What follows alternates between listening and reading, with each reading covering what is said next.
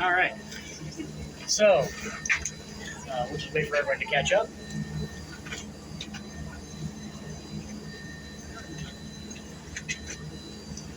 Okay, so I'm going to be describing several other paranormal investigations that have happened here over the course of the time that we've been here at the museum. Um, and the first of these that was in November. It was on November 5th of 2013. This was in response to some weird things that had been happening under the previous coordinator, Kim Nelson. She described several events over the course of 2008 to 2012, and so finally she got fed up and brought in a paranormal ghost hunting group to see if she could solve any of those mysteries. Now, during setup for this paranormal investigation, all the lights were still on. They were just, setting up cameras and tripods and everything. They set up a camera in this hallway right in front of this door to monitor the hallway.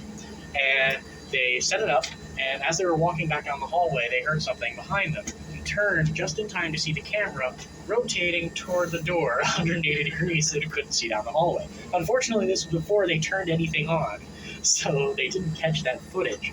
But we'll be referencing the 2013 investigation a few times over the course of this tour because it was pretty active for them. We're a small enough group that if you want, you can just go ahead and step into the room to your right.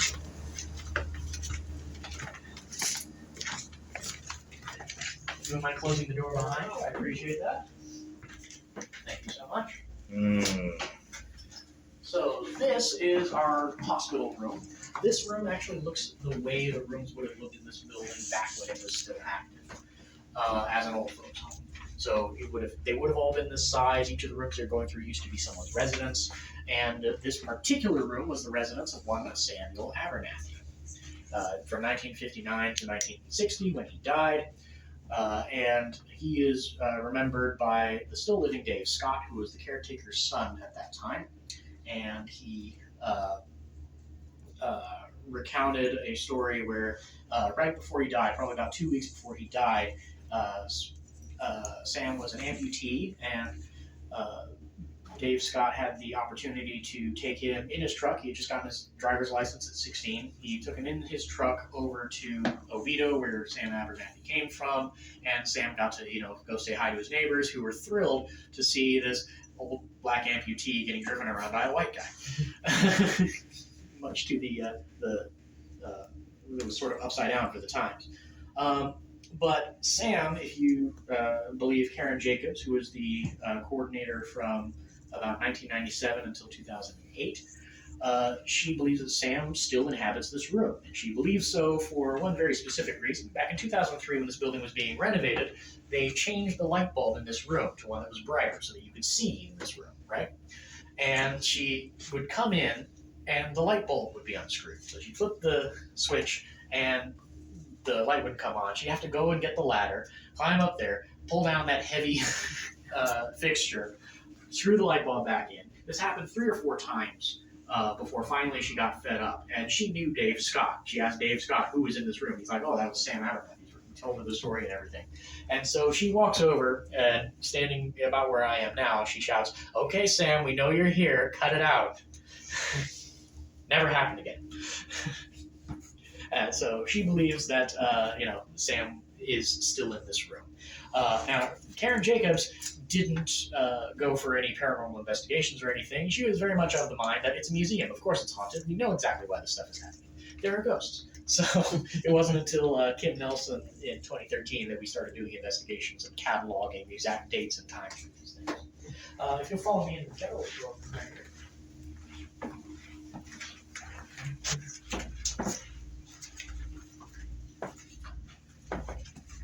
So one of the main events that spurred paranormal investigations in this building was in this room. Kim Nelson was an avid cleaner. She was very OCD about making sure that everything was vacuumed and tidy. And much to her chagrin, she would come into this room about once a week and find that beans were scattered all over the floor. And the only source of beans is this general store drawer unit here. And they had they had rat traps out. They had all this stuff. There's no real way for a rat to get in there. That's why those drawers were pretty popular. So, um, sorry, that was me. That was one of the incidents that she brought in paranormal investigators for. They never really found out who was responsible, if there was an entity responsible for those beings. When the investigators came in, they say they encountered a lot of people, but unfortunately, none of it is specific enough to actually identify real people. They're like, "Oh, we encountered a Civil War surgeon." I'm like, okay, that narrows it down to 5 people who were in this county back then. Uh, nothing really specific in here, but it is a very popular spot for them to try and exercise mediums and meet spirits. Now, as you walk through this, one thing that we try and do for paranormal investigations and for tours like this is we try and weed out false positives. As you walk through, you're going to hear a ruckus. That's not anything paranormal. That's the cash register here as you walk by. Okay? Oh.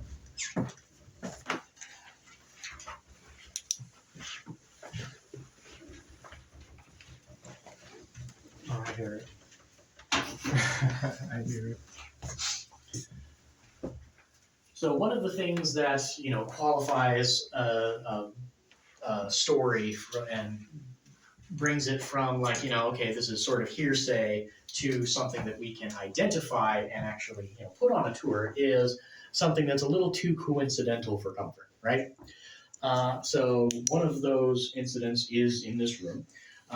We have a uniform right here that was owned by a fellow from the ACL rail line. The ACL line actually bought out a section of the Plant rail line, which was originally done by Henry Plant.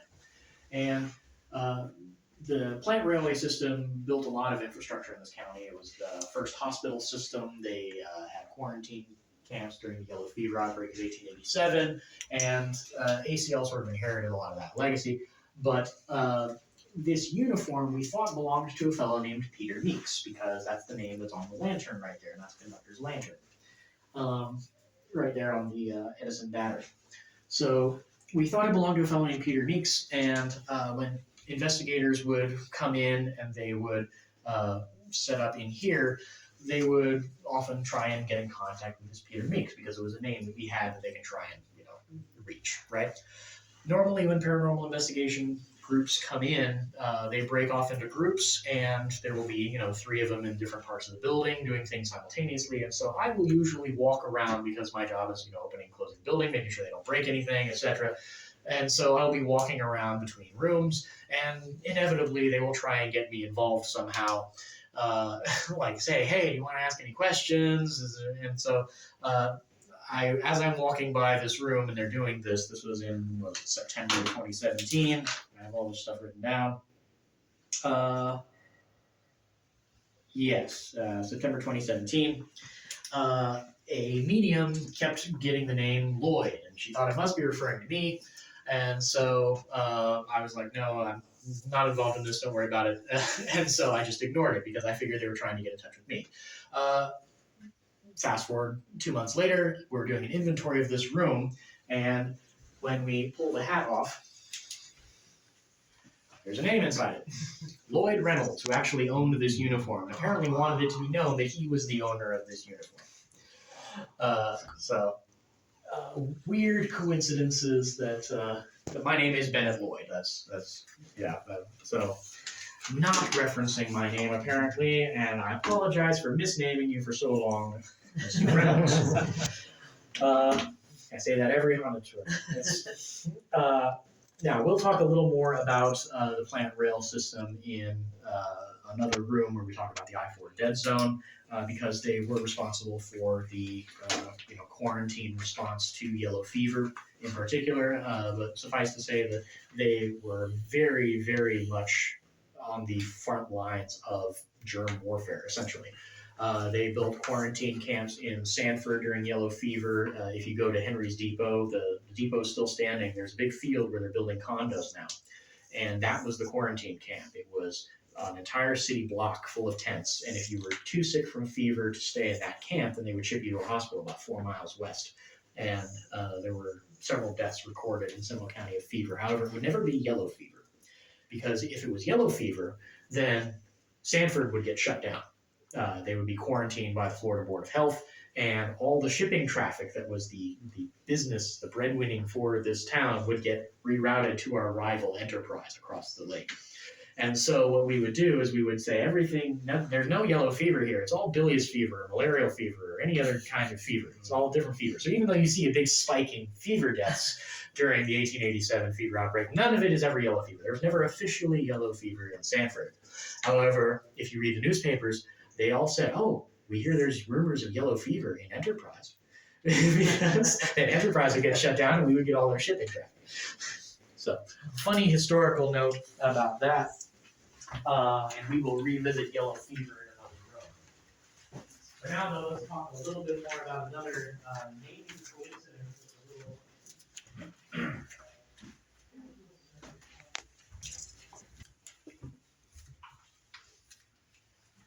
So the Second Seminole War took place from 1835 to 1842. That's what everything is in this room. However, we have some weird stuff that's happened. This door refuses to stay shut. I come in all the time and it's open. However, it's not like you can just open it. The doorknob actually has to turn. And I've even caught it on camera as I'm walking through this threshold. The door will open, but no matter how I try and replicate the steps, it will not open. And again, the doorknob still has to turn in order for it to open. So that's one of the more recent things that's happened. One of the strange sort of naming coincidences that happened here was in 2019. It was August 17th, I believe. Let's check.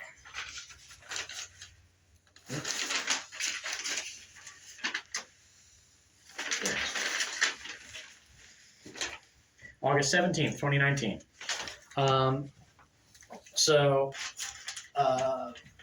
A paranormal investigation group, again, we have three groups split off. One is in the caretaker's residence, one's in the Victorian parlor, and one is in here. As I'm floating by, I get a question from this group, and they say, who's Gabriella? We keep getting this name.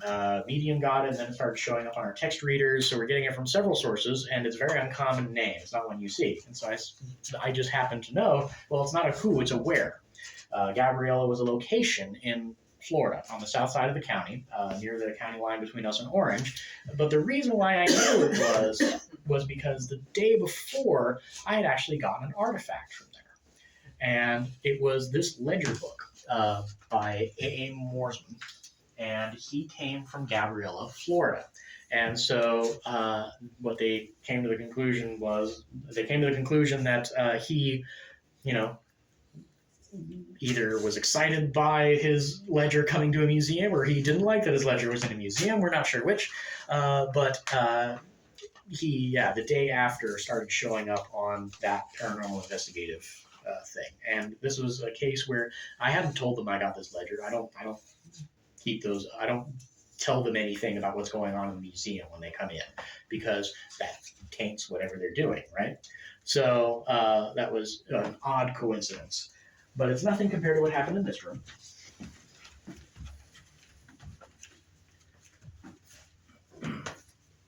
So this room is dedicated to the Florida Territorial period and then the DAR. However, it wasn't always Florida Territorial period on this side. I changed it to this because we needed some kind of narrative through line to the Second Seminole War when I was doing tours. So we had Second Seminole War to industrialization to, school system and starting Seminole County and whatnot. But we didn't have anything from prior to that. And so what was originally here was an exhibit dedicated to the United Daughters of the Confederacy. However, they died off in Seminole County around 2005, and there was no one left to administer their section. So I took all the artifacts out and replaced it with something that we needed. But all that to say, they had a giant shelf of books and records that was in front of this door. You can see where the shelf ended, right there. And this door behind it was painted shut for, 10, 15 years or so, long before I arrived. And on March 13th of 2018, I entered the museum. It was a Tuesday after the weekend, and I found facilities already here. Yeah, I said, okay, what's going on? They said there was an alarm going off. So I asked for the alarm code, and it tells me that it was a motion alarm that was triggered in that hallway on the other side of that door, which unusual considering that no doors or windows were open that night because those are also alarmed. So I started checking the rooms, and when I reached this room, that door, which had been painted shut, and there was a bookshelf in front of it holding it closed, was open, and the shelf was moved.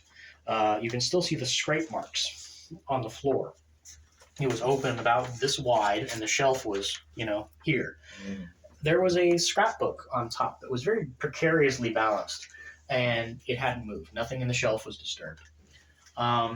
And so I sort of in a panic start looking around the room, doing an inventory of everything. I discovered that this case was also moved. And there's another scrape mark by that foot. It had been pulled out and then shoved to the side about 4 inches, right? And so that is weirder because in 2005, this was the scene of a break-in. Someone burst through that window, knocked this case over, and then stole about $10,000 worth of Neolithic points that we never recovered. And so I was worried that, it had happened again. So I checked the window, I checked the walls, I do an inventory of everything in the room. And during the inventory, I find something behind the case, leaning up against the wall, covered in dust and bug carcasses that isn't in our record books. And so I pick it up. Okay, another thing that I need to do a session, add my workload. Wonderful. I put it in the library. I don't tell anyone I found it. All right. Once I verify that nothing is missing, in fact, an item was added, which, annoyance. Most of the paranormal stuff that happens here is just annoying. I'm sorry. I probably shouldn't be saying that on the tour, but having to run this building, so I call the paranormal investigator and say, hey, I have something for you. You want to tell me why this door opened and this thing happened and why I don't have it on camera because the entire system shorted out last night. So they come in. There are about 6 of them who were able to scramble that day. So they get here about 11:30. And they bring with them a medium, Teresa Earhart. And so she comes in up this ramp, and she crosses the threshold here, stops, points. You were supposed to find something behind that case. So I said, well, now that you mention it. So I go back, I get the certificate, I bring it back. It is this certificate right here. Belongs to Maud Eleanor Ray. And I say, okay, you have a name, you have, the room. I didn't touch anything in the room. So go nuts. Tell me what she wants, I guess. And so I left them to it while I finished opening the museum because, we're supposed to open at 10 and it's now 11:30 and I haven't turned the lights on. I haven't checked my phone messages or anything. So I proceed to open the museum and I check my phone messages and there's a phone message from the day before. And it is the chapter regent of the DAR saying, hey, we're starting planning for our 100-year anniversary in November of 2019, and we're wondering if you have any information on past regents because we want to have a table dedicated to them. So I'm going to stop by the museum tomorrow and look and see what you've got. And, if any of you can read between the lines, guess who was a chapter regent of the DAR in 1943? It was Maud Eleanor Ray. And we wound up finding her portrait about 2 weeks later. And so paranormal investigators thought that was a pretty open and shut case. She wanted to be included in the 100-year anniversary celebration. It took us 2 years and $15,000 to replace the security camera system she shorted out. Rude. We had to rewire everything. Another thing about that room, that was another incident that spawned the 2013 investigation. In 2012, Kim Nelson was taking a visitor through there, and their glasses, which were in their shirt pocket, leapt from their shirt pocket and flew into the Seminole War room. So that's were in there. This is our changing exhibit space. Our current exhibit is on, we call it Indisputable Fact, and it's on scientific theories we've debunked over the last couple hundred years. It's a really fun exhibit if you come down during the daytime. Here until November 10th. and it's probably the least controversial exhibit that we've hosted, at least as far as the spirits are concerned. That's so cool. Now, from the past few years, we've done 3-month rotations on exhibits, and every exhibit, it never fails, but every exhibit until this one, there's always something that falls off the wall, no matter how much tape I put on it. And it's usually very specific things. For instance, there was one time we did an exhibit over here. There was a placard for the nucleus, which was a political movement in Tallahassee during the 1830s. And for some reason, there was a satirical poem about the nucleus that would always get thrown to the floor. And I don't know if it's like a disgruntled Seminole War vet who didn't like them or whatever, but it would never stay on the wall. During the music exhibit we did, Grand Jubilee in 2021, 2019? No, it was 2021. Music history. We had a photograph of a black minstrel troupe that was performing for Union soldiers. That one, off the wall, 3 or 4 times over the course of the exhibit. No matter how much tape I put on there, it always wound up on the floor. When we did our civil rights exhibit, Troublemakers, last year in 2022, I put up the sign for Troublemakers right here, where this one is. Did the step ladder, put it up there with mounting tape. The next day when I came in, it was leaning against that wall by the fireplace. And I thought to myself, I swore I put it up there. Maybe I didn't. And I checked the back. The mounting tape is still there, and the impressions from the wall are still there.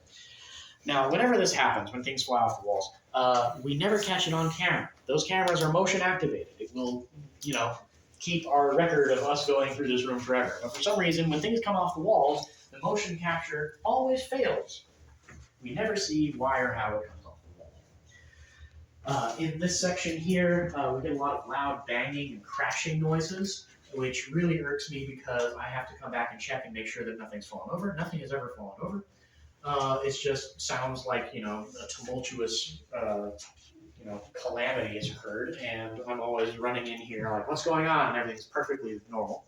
So I always check the basement, I check the attic, nothing happens. On September 2nd of this year, I was in the research room when I started to hear loud banging as though someone was on a hammer just taking out their rage on the floor.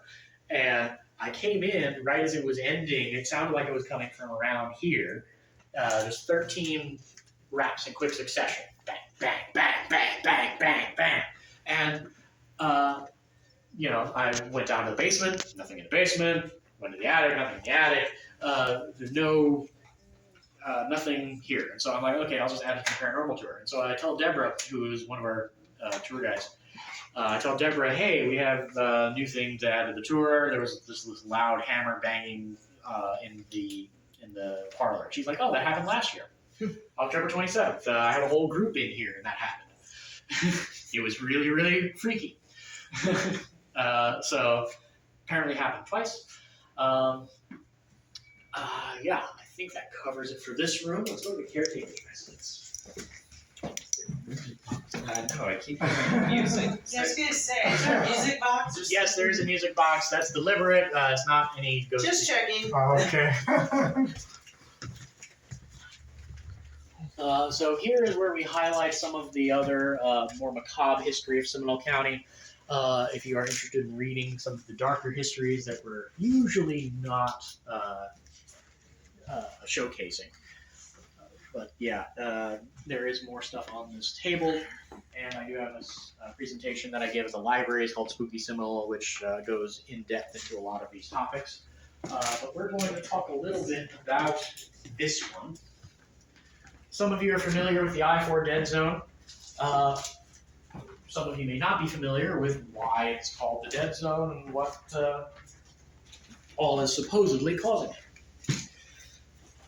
So the I-4 dead zone is a section of I-4, and it has a lot of spooky stories associated with it. People claim to see apparitions. I had one fellow over in maintenance who used to drive a truck up and down I-4, and he claimed that when he was passing over the spot, he watched his tools levitate until he hit the river, and as soon as he passed the moving water, they dropped back to the floor of his van with a huge clatter. And there's a bunch of crashes that happen on that section of I-4. FDOT in 2012 did a study, and they found that even though there are no more crashes than any other dangerous section of I-4, for some reason there was an unexplainable higher percentage of fatalities on the dead zone, right? Now, let's rewind. Let's talk a little bit about what's there. So the place is called Monroe, and the site of the dead zone is on a place that used to be called Hawkins Field.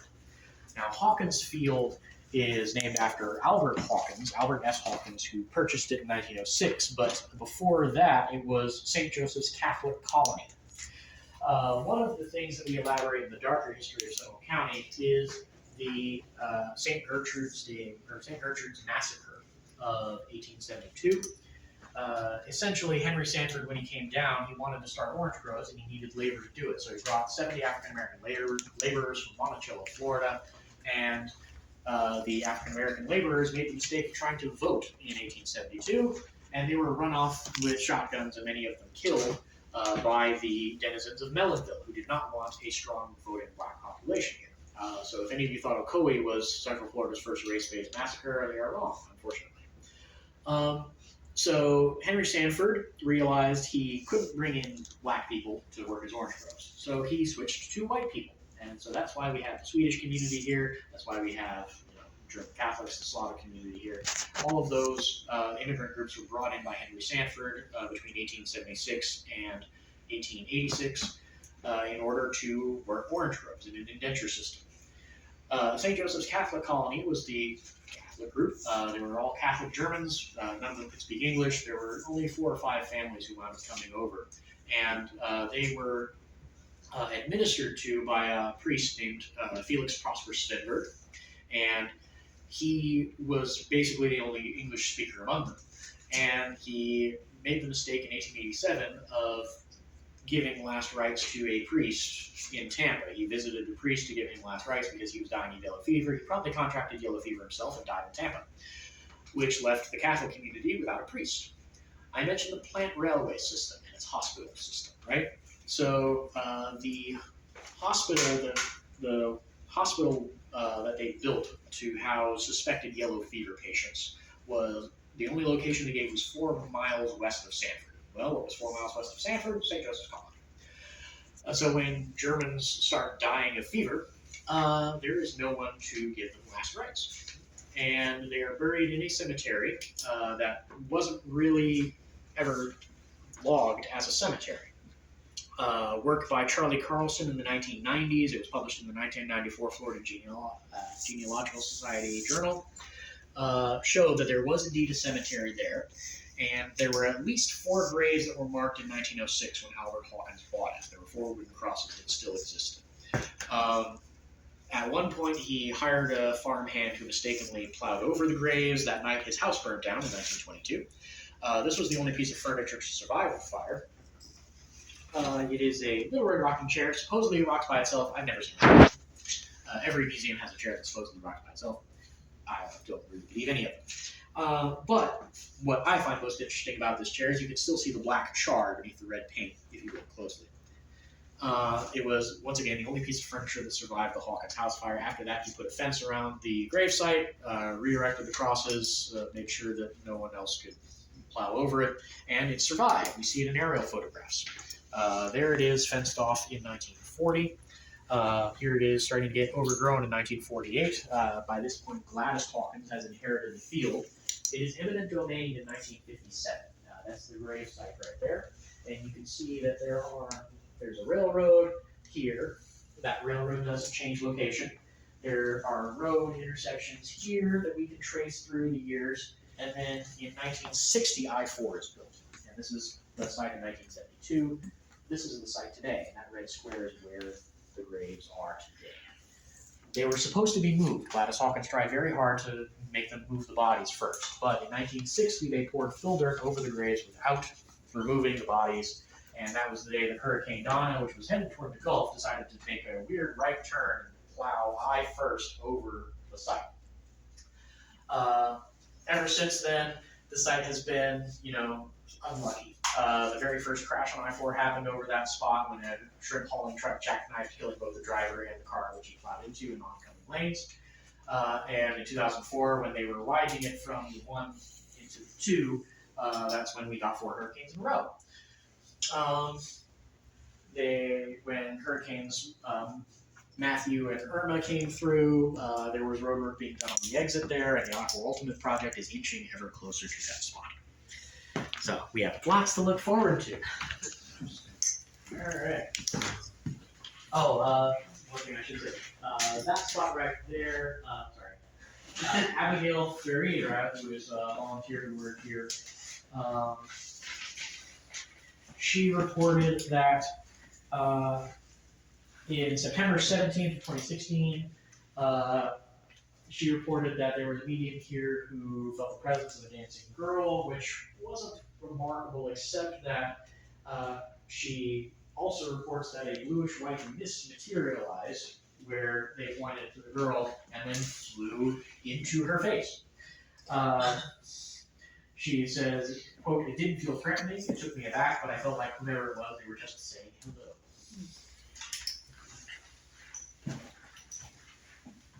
If you have been victimized by any blue mists on your journey to the museum, let us know. We'll include you in next year's haunted tour. Alright, this way, folks. Alright, this next account is also going to be an eyewitness account that I'm going to read verbatim because Paul Jaromsky did a better job summarizing it than I could. This was from the first paranormal investigation on November 5th of 2013. He had a unique encounter in this bedroom. And I'll just read what he wrote. There is a small closed nightstand located next to the doorway here. It was between where I was sitting, about where you are, and where the group was. Everyone else was inside this room. Suddenly, I heard a couple of light taps that seemed to come from inside the nightstand. The team leader gave me an annoyed look from inside. It's coming from inside the nightstand. While the lights kept responding, those flashlights that we saw earlier, they were using a lot of those in this room, and so the lights kept responding to their questions, flashing on and off. The taps continued, and everyone was mesmerized. The team leader said that she had never had that kind of physical phenomenon happen before. The entity identified itself as Annie. She said she was a cook at the home and loved her work, especially making biscuits, and she has some association with the kitchenware displayed in the other rooms. I asked Annie to tap the box 3 times, and immediately we heard tap, tap, tap. I don't know if I believe any of the story about Annie. We haven't been able to find any Annie in the employment records here. However, they often didn't list the names of the black people they employed. So there's always that possibility. All right. Oh, yay, the doll room. Yes. I love dolls. I collect dolls, so. Every museum collects dolls, too. Whether they like to or not, I find. Well, do you like to? I think we have enough of them. It's a question of historicity at that point. I mean, are these really that important? Yeah. So, welcome to our Victorian parlor, also known as the Creepy Doll Room around this time of year. Every museum has a collection of dolls. It never fails. It doesn't matter whether they want them or not. Eventually, they will have a collection of dolls, like they appear unbeaten.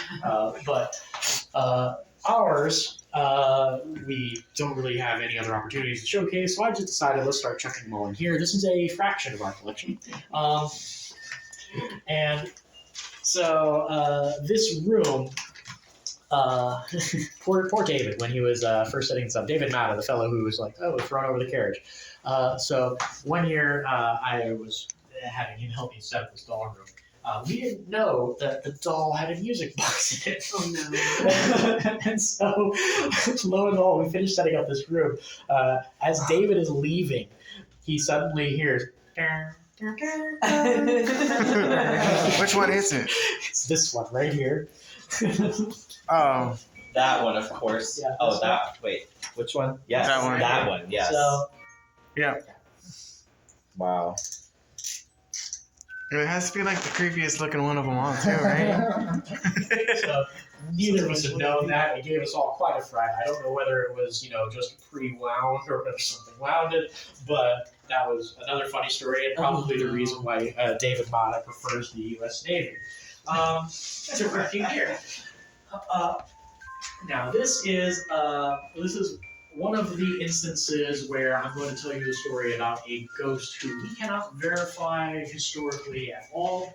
However, just a bunch of weird stuff has happened, so it has to be included in the tour. Let's see where we are here. Oh, yes. So, a word first about the parlor, because that's required for some background of the story. This is an authentic Victorian parlor. The furniture was made in 1870 in Savannah, Georgia, and it is aligned in this room the way it was set up in the room of Martha Gwynne Fox around 1890. The family came in and set it up the way it appeared in her house. Her house was on Park Avenue and 13th Street. And so this is, as close as we can get to an authentic Victorian parlor. At least in this museum space, right? So in the 2013 investigation, the paranormal group encountered an entity which they believe gave the name Mary. And so they believe that Mary is a small child who haunts this room. No word on Mary's relation to any of the objects in here, the old folks' home, or anything. Like I said, this is something that we just can't verify. However, it's gotten too weird not to include. Mary asked them for a hairbrush. As they were leaving, they were like, hey, is there anything you need or want? She's like, a hairbrush. So they leave a hairbrush. 6 months later, they come back and they ask how she's doing.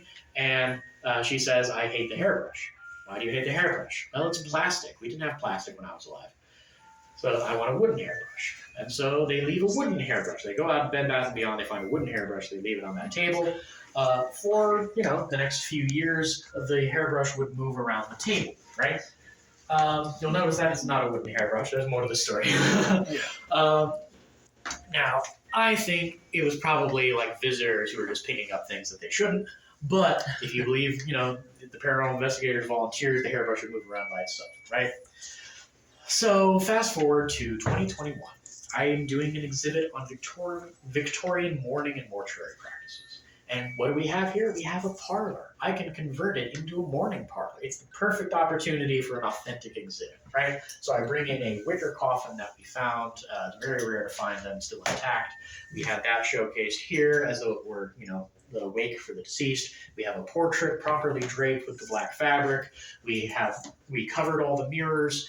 We did all this stuff to make it into an authentic looking Victorian parlor in a time of mourning. It would not have included a hairbrush. So I removed the hairbrush. I replaced it with a mantle clock that I arbitrarily set to 9:10 because that's when the hands are pointing different directions, right? So that night, September 2nd of 2021, I am writing captions in my office because it's going to be a late night. The exhibit is opening on Friday, and I have all these captions to get through. So I'm pulling a few late-nighters. At 9:10 p.m., I hear yet another loud crash. So I come from my office, but instead of finding everything pristine like normal, I find all of the signage in my staff room, which, as you can see, is leaning quite comfortably against the filing cabinet. Has been for years and years and years. There was more signage up in a little metal easel there at that time. It has been thrown down in front of the fridge, and the metal easel has been smashed. And I look at the time. It's exactly 9:10. I look at the mantle. It's exactly 9:10 on the clock that we stopped. And I just very frustratedly say to the ether, the hairbrush is staying out until the exhibit is over. I don't get any further disruptions or disturbances throughout the course of the exhibit, but I lost the hairbrush. Oh. So I replaced the hairbrush, and instead of it being a wooden, cheap Bed Bath & Beyond hairbrush, that is an authentic Victorian hairbrush from her time period. It's metal. It's nice. Apparently, Mary hates me. So again, I'm spiritually dead. I don't feel things. I don't get any of this. This is all being told to me through people who are associated with Mary. One of them is Jamie here. So Jamie is one of the other guides who does haunted tours, and she has somewhat of a rapport with Mary. To give you an idea, she greets Mary whenever she comes in. Hey Mary, how are you doing? Whatever. And when she leaves, she always is sure to say goodbye to Mary. And when she did the haunted tours in 2019, she sat down there in our little nice photo spot that we've got there, and she said, Mary, come get in the picture with me. And lo and behold, there's Mary in the picture, right? So Jamie says that Mary hates my guts. And the subsequent investigations, one done by Carol Torres and another done by Christina Morris, they recorded consistent flashlight responses from Mary, and they have audio recordings where they've asked about the hairbrush, and when you play back a recording, you hear child whimpering sounds. And so the time when they were both in here doing a session, and they have the flashlights going, and I hear that they're talking about the hairbrush again. And I think nothing of it because I'm busy on the phone with IT because my office phone has died, and we're trying to figure out where the problem is. I text Jamie saying, hey, they're talking about the hairbrush again, and Jamie sends me a message. And so she says, all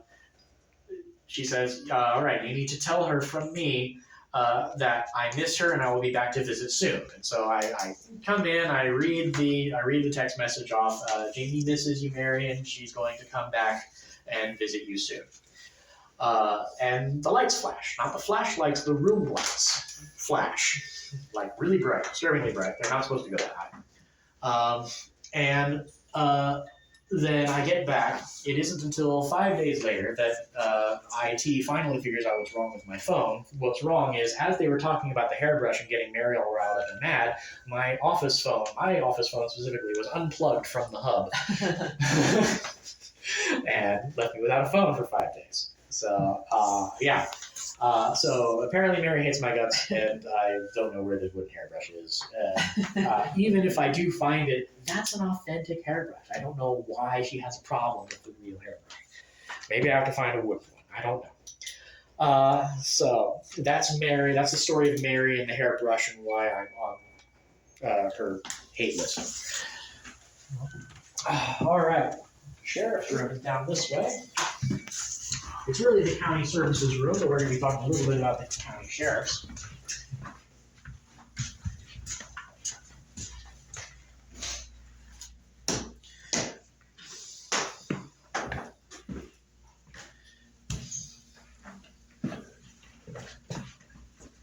So once again, I'm skeptical of these things. And this room is a classic example of the things I'm skeptical about. If you listen to the paranormal investigators, this room is the confluence of a battle between good and evil. On one side, we have an upstanding judge who is the caretaker of all that is right and good in the world, and he haunts this road. That's Judge Boley Williams. In the 2013 investigation, they supposedly got in contact with him, and he gave them a tender, caring message for his wife. And they relayed this to his wife, and his wife said, oh, that's definitely him. And then they would never tell me what the message was because it was too intimate and personal to share. So I don't know what that means, but supposedly he haunts that road, on that side of the road. On the other side, we have our long list of sheriffs, one in particular who I don't think was any more corrupt than any of the previous sheriffs, but he had the misfortune of being caught. Judson Luther Hobby, this fellow right here. And if you listen to the paranormal investigators, he was the meanest, most corrupt person in the world. And if you listen to his voters who reelected him twice, they didn't care. Or maybe he wasn't a horrible guy. You don't know. It was Jim Crow South in the 1950s, what are you going to do? So he was removed from office twice and brought up on charges. The first one went to a mistrial. That was the worst one. He was charged with illegally removing convicts across state lines to work on his private plantation in Georgia. And, that was not only a violation of his duty as sheriff to keep people in prison, but also it was a violation of Florida's ban on convict leasing. Because you're not allowed to work prisoners on private land. It's illegal. That's what slavery is, So that one went to a mistrial, and he was, never charged. 61 degrees, that's all. Okay, but so that one went to mistrial. He was reinstated into office because it went to mistrial and they couldn't prove anything. And so he was reelected again as sheriff because everyone liked him. And he wound up serving again until 1967 when he was brought up on charges of racketeering and bribery. And this one caused a huge scandal all across Central Florida. Wound up with the police chief of Oviedo turning state's witness and going to court with him. He was acquitted on those charges. And wound up going back into the sheriff's office. However, he had had enough. He didn't run in 1968, even though he probably would have won again. But he was tired of all of these people coming after him, basically for the same things that the previous sheriffs had been doing. And so James K. Polk, or not James K. Polk, that's the president, John Polk, who the correctional facility is now named after, wound up winning that sheriff's election against Milliot, who was the interim sheriff that was appointed by the Florida governor at the time to replace Hobby. Polk revolutionized the sheriff's office and made it virtually impossible to commit those kinds of violations which had landed Hobby in hot water. He updated all of the record-keeping systems so it's away from these easily forgeable ledgers, and moved it all out of department so that there were oversight eyes on every piece of funding. And then Esslinger was really big into ethics. So he got the sheriff's office certified nationally for its ethics trainings that were required for everyone in the departments. And Dennis Lima is very much in that mold. He arrested his son 2 months ago, his own son. So they're trying to keep the sheriff's department honest, as you can tell. But supposedly Hobby haunts these photographs which belong to the Hobby family. And I've since heard that Judge Foley Williams was kind of a jerk. But I don't know if the paranormal investigators are going to believe me. Other notable figure here, Charlie Hand was our first sheriff, and he is going to have some items in that case. His family is lending us his famous hat, spurs, saddlebags, all of the tools of his trade. And when I say that, Hobby probably wasn't any more corrupt than the sheriff's proceeding, Charlie Hand, his big thing was moonshine busts. And so he would every week have another moonshine bust in the papers. However, if you talk to the moonshiner families, they describe the monthly meetings that he would hold with all of them, where he would list who he was going to bust and who would be paying him that month. Yeah. What do you know? The East Fenton, who we met in the last room, good rapport with Mary. She also hates Hobby and thinks Hobby hates her. And the reason is probably her fault, not going to lie, because one time when she was giving this to her and describing the relationship between them, she forgot her lines. And so as she was, pointing, I had a temperature gun very much like this. And as I was pointing it at Hobby, she was talking about it, right? And so she was describing Hobby, and then she forgot about all the corruption cases and everything. And she just said, yeah, he was corrupt. He was absolutely corrupt. Look at his face. Look at that corrupt face. Isn't that a corrupt face? He should blame his mother for his corrupt face. And it just got worse and worse and worse. And I watched the temperature gun and was just holding back laughter because these tours, yeah, they can be funny. We can joke around a bit, but this part wasn't supposed to be real funny. So I'm watching this temperature go down to 65 degrees, 63 degrees, 60 degrees, 58 degrees. It went down to 54 degrees before she finally just left the room and led them on to the basement. So yeah, she and Hobby not on good terms. A little note about false positives once again. There is a vent here. Don't believe any cold spots that you find in that part of the room. Okay. All right. So basement. Are we ready for the basement? Yes. Okay. Come on down, folks. Watch your steps. These aren't the bad. Oh yeah.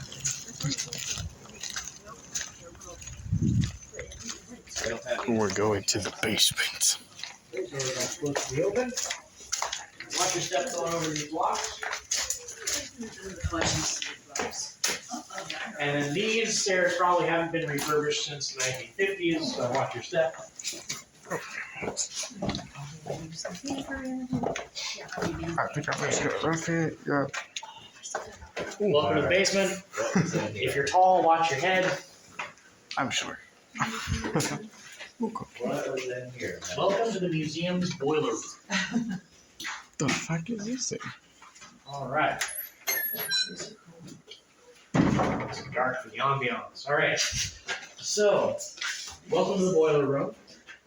This basement was the boiler room for the county home. It gave them hot water, helped heat the building, and is also a symbol of racism. Yay! All right. So let me explain. The boiler was a sore spot for African American residents here because they didn't get one. Have any of you ever heard of the doctrine of separate but equal? So during the Jim Crow era, separate but equal was the Supreme Court justification for why the South was allowed to segregate people. And the separate but equal doctrine mandated that, okay, you're allowed to keep them separate, but you must give them equal facilities. So when this home was built in 1927, or 1926, they promised they were going to build one exactly like it for the African American population.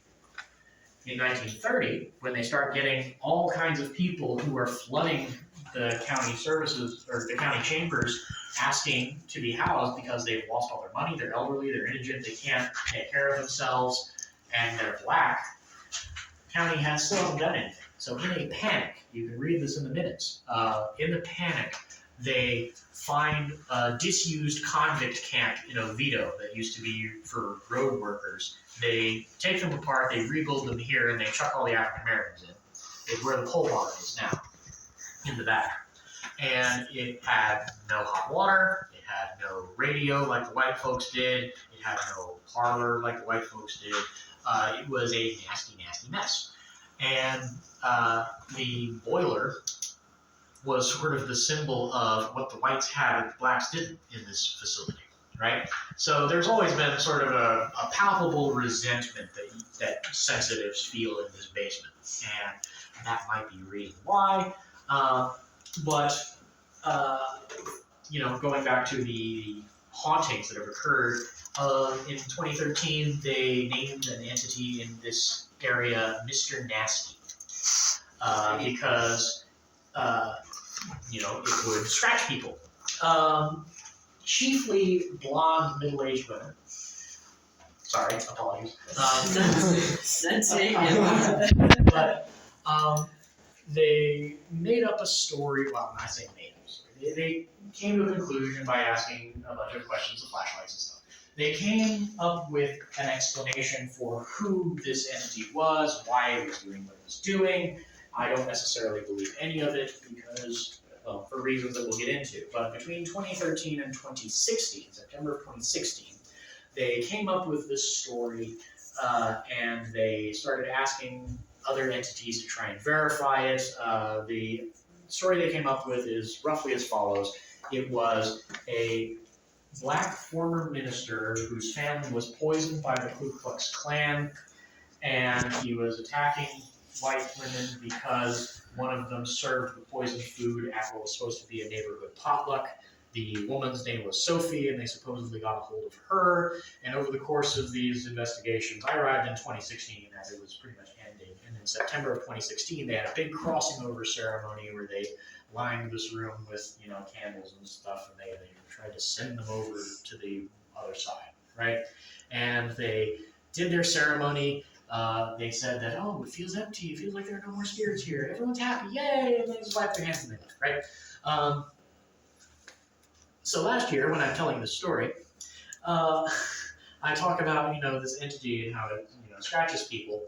And I'm standing right where I am now, and there was a woman standing right where he is now, and she shouts, "Oh my God, I'm bleeding." All the flashlights immediately turned this way to highlight the 3 long gashes in her arm that were bleeding down her arm. and immediately go up, grab a first aid kit, come back down. She sits down and finishes the rest of the tour, but now she's in it, right? And now we are left with the explanation, the lack of explanation as to what is going on here. Did Mr. Nasty return? Was it never gone? We don't know. But the basement, as I said, is sort of a hotbed of just ill feelings. Whenever we get sensitives down here, they wind up just traumatized. We have a couple that wound up leaving or bursting into tears while they're down here without explanation. It's just seen as an oppressive space, and I think that might have something to do with it. But that's just me. I don't know or experience any of this stuff. Yeah, I'm just a historian. What do I know? So that pretty much concludes our tour.